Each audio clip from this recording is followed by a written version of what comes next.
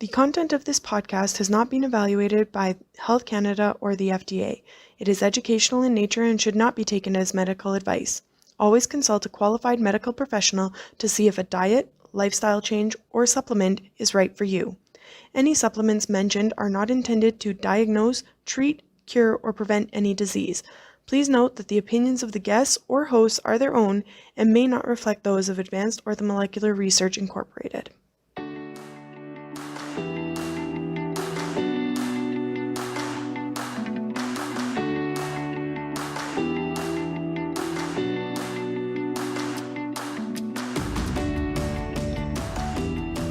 Welcome to Supplementing Health, a podcast presented by Advanced Orthomolecular Research.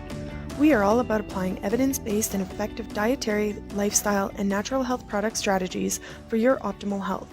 In each episode, we will feature very engaging clinicians and experts from the world of functional and naturopathic medicine to help achieve our mission to empower people to live their best lives naturally.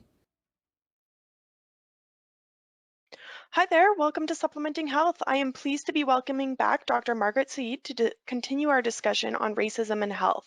Thanks for joining me today, Dr. Saeed. Of course, thank you. Happy to lend my voice to this really important dialogue that needs to be had in America. Okay, so last time we chatted, we were talking about how racism has been built into the medical system, starting at the educational level, and some of the ways that that is impacting the care citizens are receiving. And as you've been explaining, there seems to be a well-established history of Black and Brown bodies being overlooked or neglected in the medical system. We see this with the increased risk of maternal death, negligence related to pain management, and now even with increased risk of morbidity. It seems clear that there is a huge blind spot in the medical education in assessment and management of BIPOC patients. So I was wondering, where do you see the opportunity for improvement in medical education? Well, I would say for myself that when I was coming up in medicine and in medical school, and I had my professors and my attendings who was bringing me up in residency, their opinion was everything to me, because it is your grade, because you want to make a good impression. The stakes are high. Literally it's life and death, and you want to also be a good student. And most people in medicine are really passionate about what they do. So if you're looking up to someone and they're sending you messages about what to do and what to not do, it's going to be extremely influential. And I have been part of, witness to discussions that were overtly racist. An example I can tell you about is being a resident and was interviewing a patient, and when I was discussing the patient with my attending, one of the stressors the patient had in her life was her romantic partner was having these extramarital affairs. And the attending I was talking to was a woman of color. She was Indian. And she said to me, well, you know what? There really isn't any fidelity in a lot of Black relationships and in certain neighborhoods. And I stayed quiet, and I couldn't really talk and say, you're dead wrong, and why would you say something like that?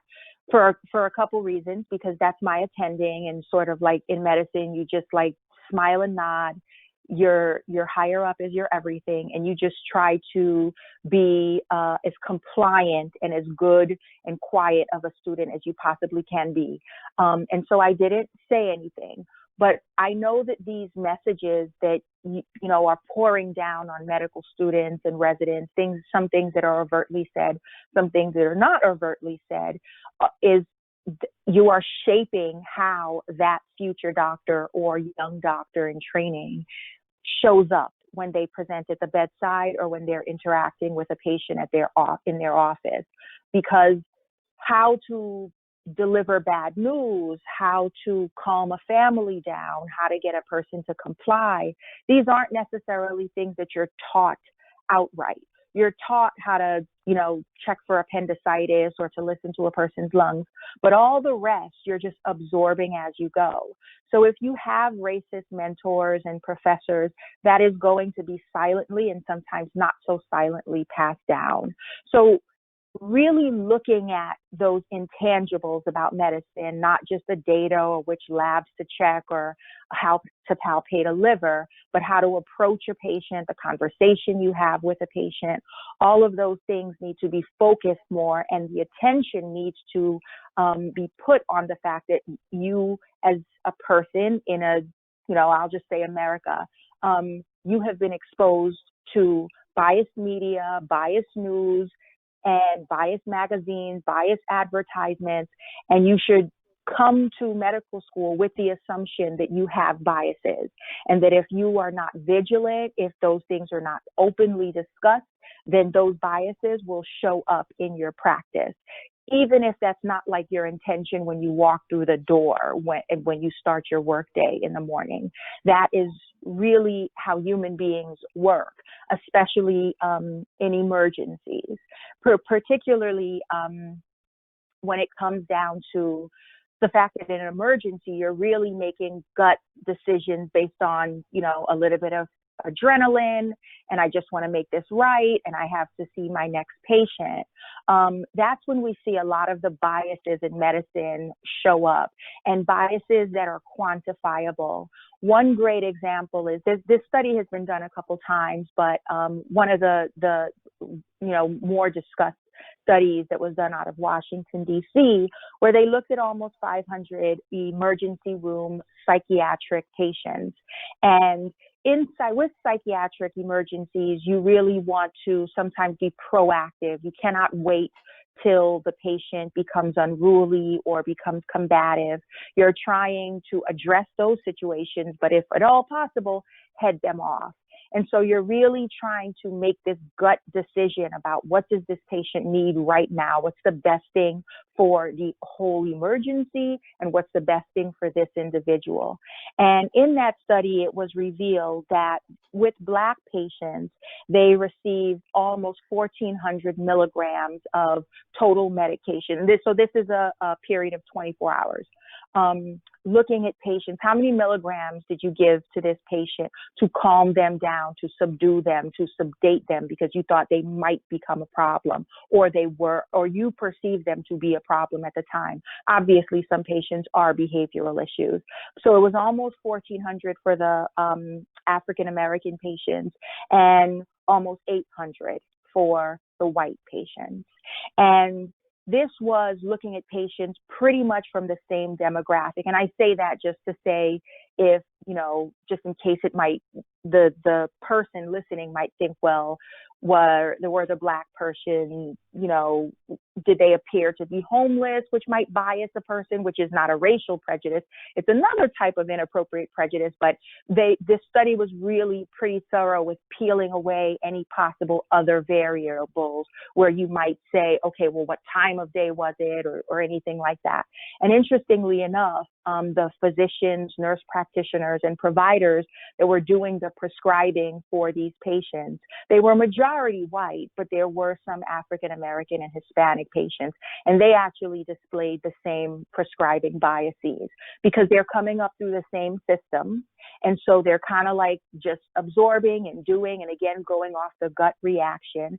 And even if you see something and you're observing something like, wait, this shouldn't be happening, this is like racism playing out right in front of my eyes, the way the system works with sort of like, again, your job is to be obedient, comply, yes, sir, no, sir, when you're coming up in your training or when you're early in your career.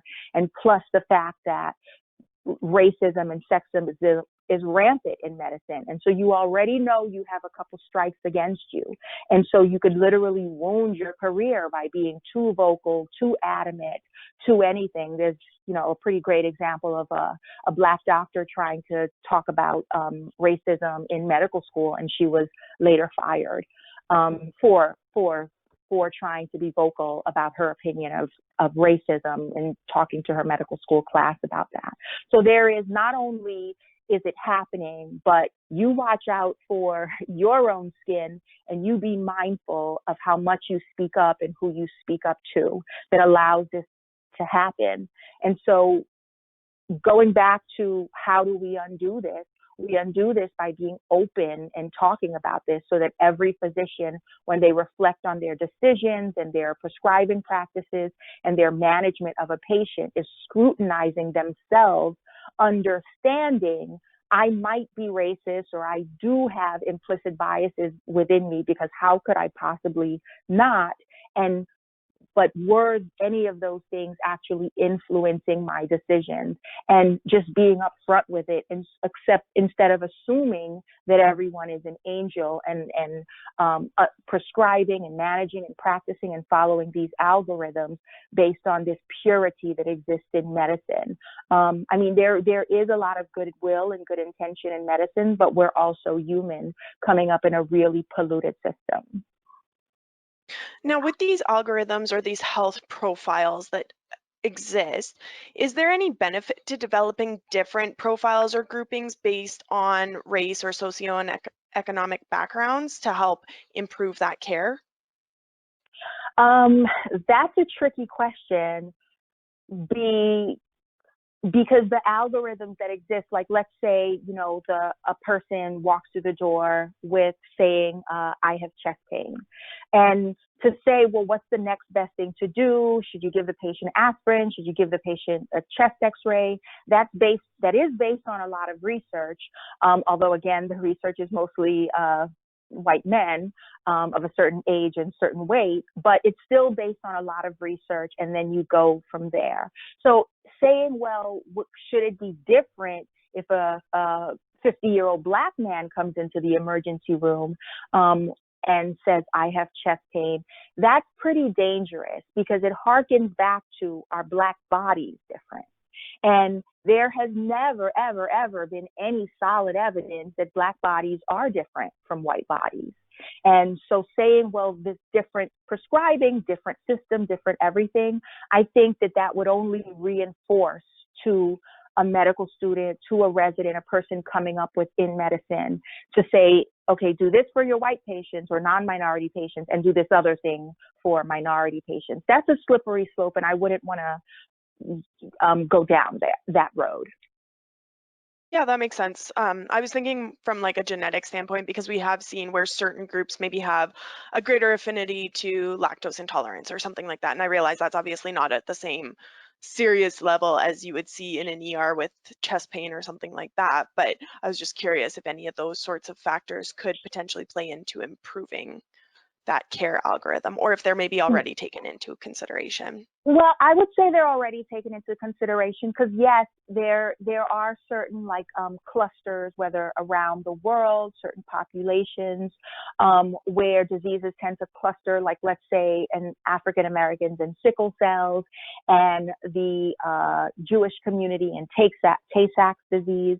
So there is this sort of genetic clustering sometimes of certain illnesses, but that would actually still be, a person walks into the emergency room and here are the tests that I'm going to do, or walks into my office with a certain complaint, here are the tests that I'm going to do.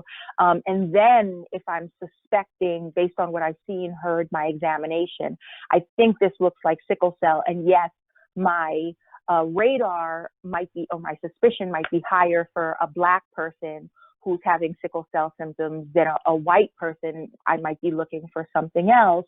But I think that is like baked into the sauce in medicine, because just like if a 60-year-old person came in clutching their chest and a 16-year-old person came into the emergency room clutching their chest, my differential, my thought plan, my highest worry, or my list of top 3 worries that might be causing this problem would be different. Okay, yeah, that totally makes sense. Now, in Canada, we have centralized healthcare. So, regardless of economic status, you can at least access basic healthcare. But in the United States, your medical system is all private pay, correct? Mm-hmm. So, do Yeah, you private, see? private pay, except for the Medicare system, which is for seniors, and the Medicaid system, which is for the indigent or population or patients that are considered disabled but are below a certain age. Okay, so do you see a correlation then between income inequality and racial inequality? And if you do, does this play into the challenges minorities are facing when it comes to their health? I would say so. I can tell you that at certain institutions, there will be literally a Medicaid clinic. And one could argue, because billing in the US really is quite a mess, and it's a maze, right? And so one could argue that one billing, so if your average clinic, if you have 10 billing systems, they all track back to different phone numbers. If you want a question answered, different paperwork, different everything. And sometimes one insurance company can literally be divided into 10 subgroups. And so it is a mess, right? It is a literal mess. It's a dumpster fire. And so one could argue, well, if I have this clinic and I only take insurance X, that might be streamlined and helpful. But I've never seen an all Blue Cross clinic. I'll just say that. I've never seen an all Cigna clinic or any other, you know, this is all the only insurance that we take. Obviously, with seniors, that is a little bit different because there literally might be a person who specializes in geriatric patients or specialize in conditions that really do affect elderly patients, and so that they're more likely to be a Medicare-like clinic. But I've seen Medicaid clinics, and they're not nice. And I've seen clinics, one of the hospitals where I worked at, there was a Medicaid clinic, and it was a big room with chairs where patients waited, and then they got to see their doctor when they were called. But, you know, one of the issues with that is, like, if I'm coming about a certain mental health conditions, I may or may not want to sit in a room with 30 other people. The chairs were not that comfortable, all that. And the staff in that clinic was, my interactions with them, they were nasty, as if I don't have to behave. And my job is not in jeopardy. I don't have to say good morning or respond to your good morning.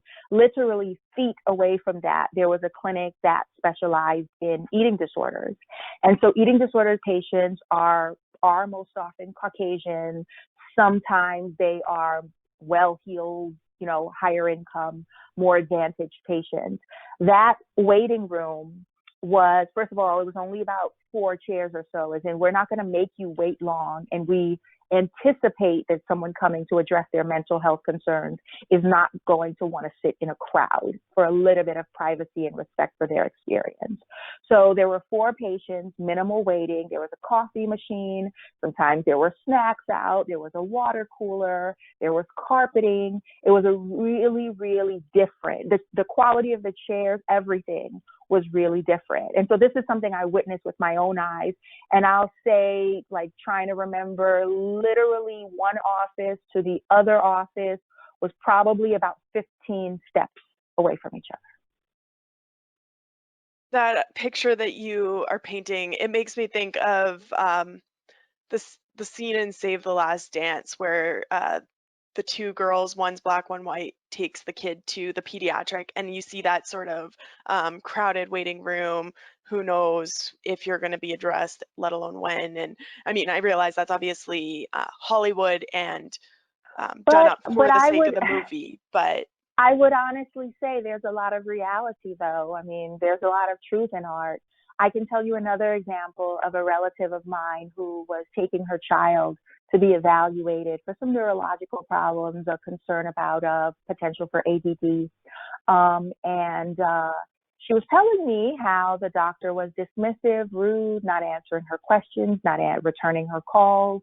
Um, and I was like, okay, well, let me try. Because sometimes when you call and you say, I'm a physician and this is my relative and I have some questions, the doctor will be more likely to engage and give you that professional courtesy. Well, he didn't.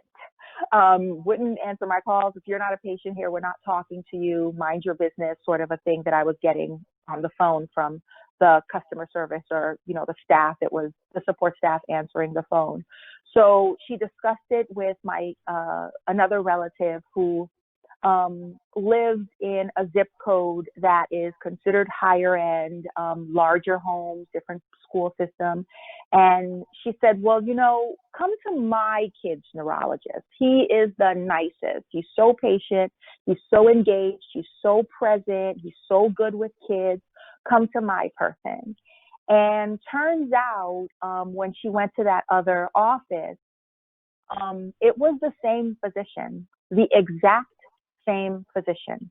His office had two locations, one in a lower income neighborhood and one in an upper income neighborhood. And that's how he showed up extremely, extremely differently. And it was I just want to stress, it was the exact same physician with two locations.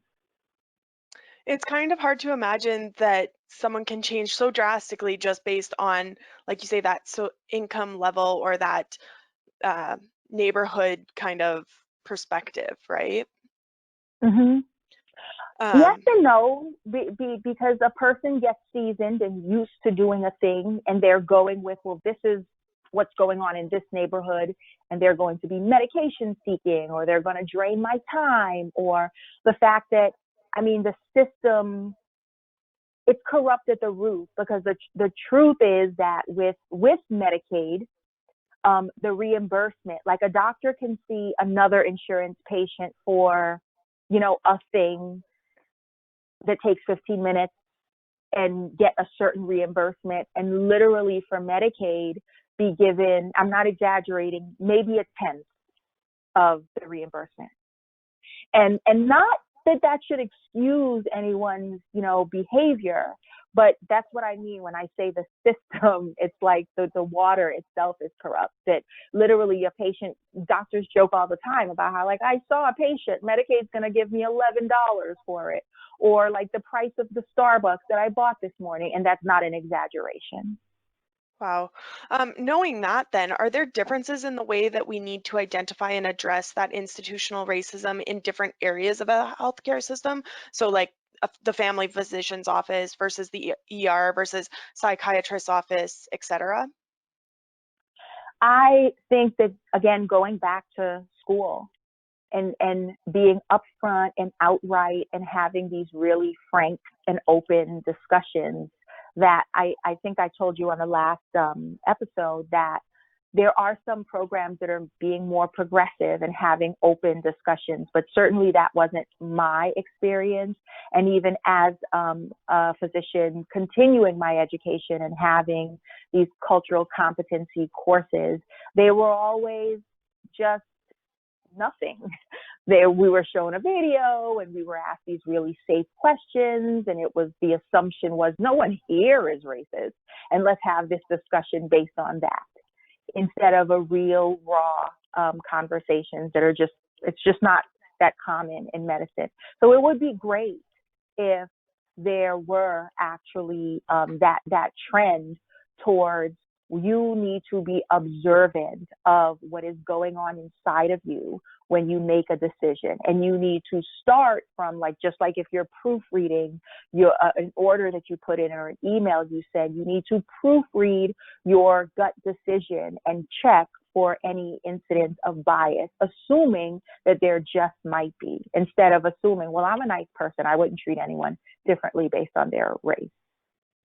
I think people don't want to believe they are racist or have racist tendencies, right? We want to believe that we're inclusive and that we're there to help everyone. And like you say, a lot of it gets bred in early on or subconsciously. It's not even that you consciously are going, well, they have a different color skin than me, so they're going to be more likely to be difficult, or whatever that thought process might be.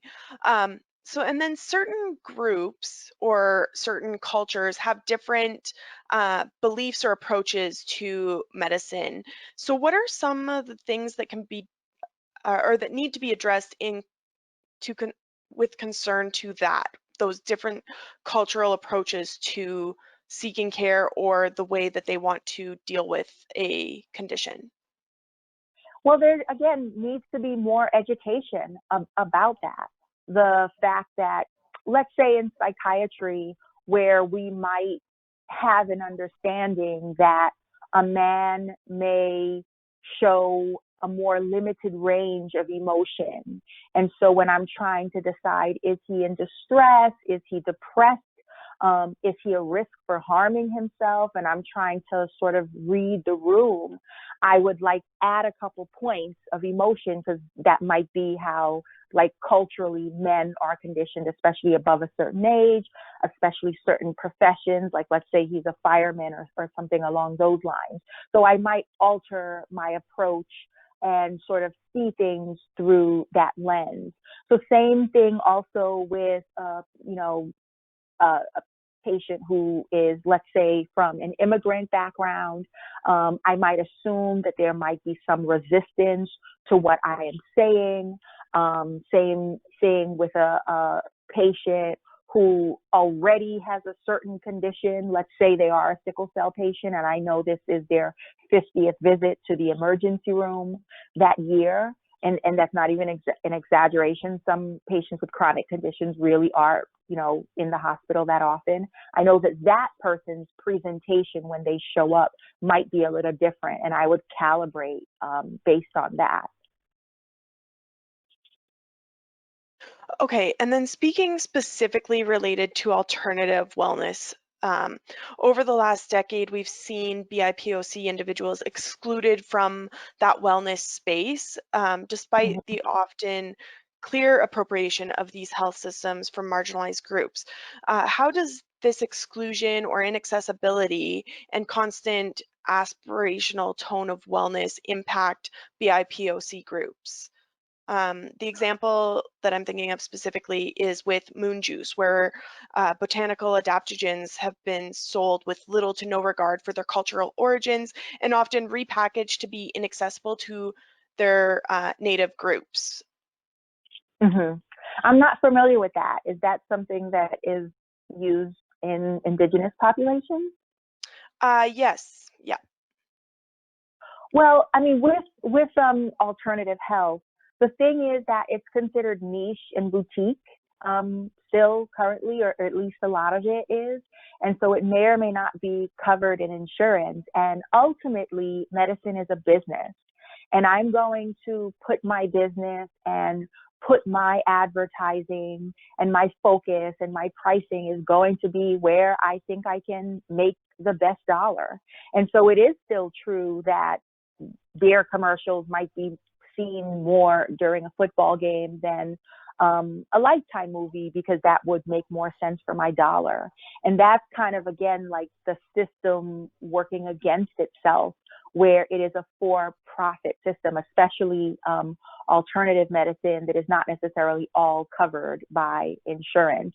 And so there is this assumption of Black people being poor, or not having the means, or not necessarily caring as much about their health. And so the advertisers or the people working within that system will act based on that belief. Again, even if it's not a conscious choice. Okay.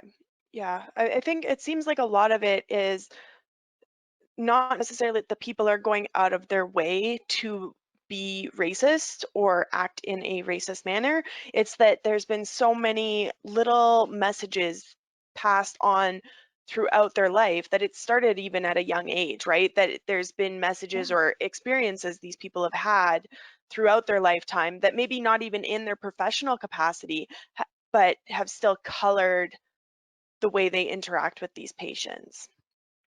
For sure, because going back to the example of the prescribing of medications, it's again such a good quantifiable example.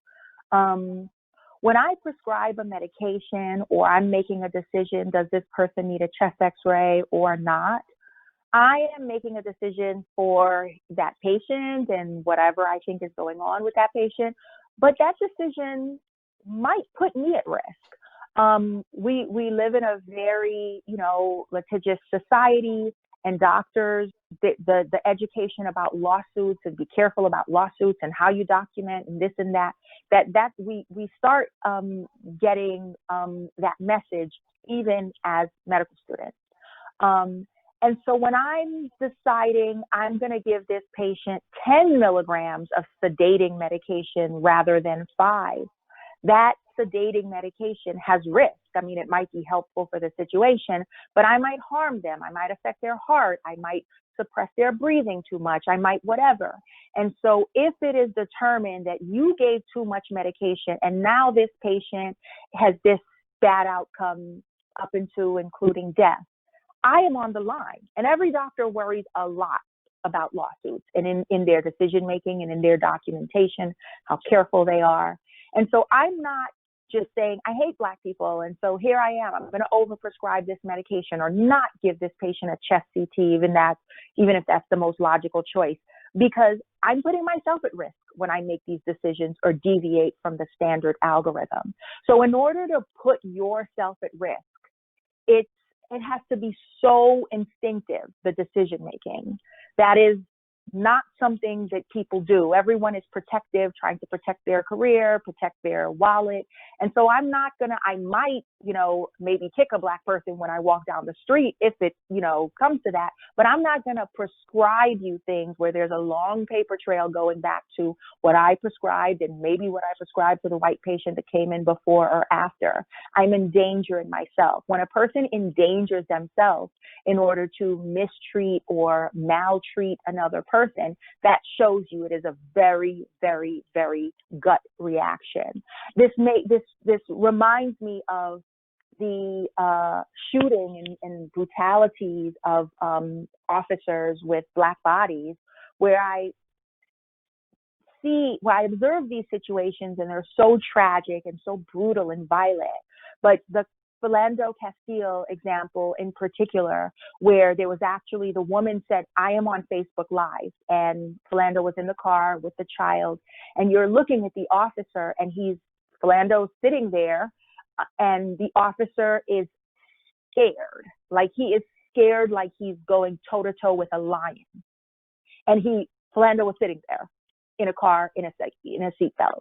That there is this an officer shooting a person on Facebook Live. Again, you have really endangered yourself, even if, yes, the judicial system may or may not convict, and it's bad in the likelihood of him ending up in prison. But I think that's secondary, because in the moment, it's like you're making a decision. Your name will still be splashed in the newspaper. You might be on suspension. You might be in some sort of trouble. Your family might be in some sort of jeopardy. There might be people picketing on your lawn. All unwanted consequences. But every cop that pulls a trigger on a Black man running away is opening himself up and endangering himself, his income, his job, his prospects, his future, his resume, in order to kill another person. That goes back to it being extremely, extremely instinctive, because our primary instinct is self-preservation. So when you endanger yourself in order to cause harm to someone else, that's really, really telling of how biased and instinctive these implicit biases and these gut reactions are. And so then from a societal and cultural kind of perspective, do you believe that movements like having Kamala Harris elected with Joe Biden and having other people in power that are of color and that come from that those various racial backgrounds will actually help to shift that inherent bias that people are now having ingrained in them? I realize that there's small steps and it'll take time, but do you think that's moving in the right direction, or do we think it kind of just layers on top of all of the other issues that we're seeing? I really believe that representation is important. And even putting together of the cabinet, there's more diverse, more women. There's even the first transgendered cabinet member, first Indigenous cabinet member, because when you're in the door, you can let other people in. Because the problem is when you just got your pinky toe in the door and you're the only Black person at this corporation and you're like, oh, I better not mess up. Oh, I wonder why they didn't invite me to the office party that everyone else is going to. You're tiptoeing around. You're trying to breathe lightly, whisper, and not take up space, because you know that you have racism and possibly sexism and possibly other xenophobia, genderphobia, all sorts of things going on. And so you're walking lightly. When you know that you're there as a person of color and your boss or your vice president or whatever, you just feel like you can relax and take up more space and spread your wings and say something if you see something that is inappropriate. And when you look up, if I say basketball player, you probably automatically think of a tall person, maybe of a very fit person, possibly of a Black person, because that's the image that comes with Black person. Prior to Kamala, if I said president, vice president, even if I said who can you guess is the CEO of whatever company, probably a white man would come to mind. And again, this is instinctive gut reaction. And so when there are just more BIPOC faces on the scene, it normalizes it. It makes it so that, okay, well, that actually is possible. And then the rest of the world is also observing that there are different strata that a person of color or an indigenous person can actually reach and achieve. And that concept of a person not being capable or not being as motivated or not having the same work ethic, intelligence, any of those things, it has to diminish because there are just more faces of female, color, transgender, indigenous. They're just more there when you turn on the news. And so I think that representation really, really matters, and it changes things. Awesome. Well, thank you again. This has been another amazing conversation, and I really appreciate you taking the time to chat with me again to explore this topic further, because I think it is something that it really affects all of us, and we've seen more and more of it in the news over the last year to 2 years. I'm not that it only just started, but I think people are becoming more aware and want to educate themselves more. So these kind of opportunities are great to spread the word, get people thinking, and maybe get them to start looking inwards at where maybe some of their inherent biases lie, and get them to kind of stop and pause when they're in these situations. Absolutely. Absolutely. Thank you very much for giving me this space to talk about it.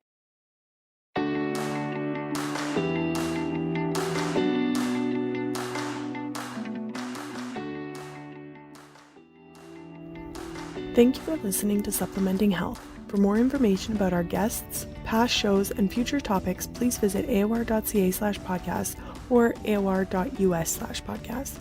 Do you have a topic you want us to cover? We invite you to engage with us on social media to request a future topic or email us at marketing@aor.ca.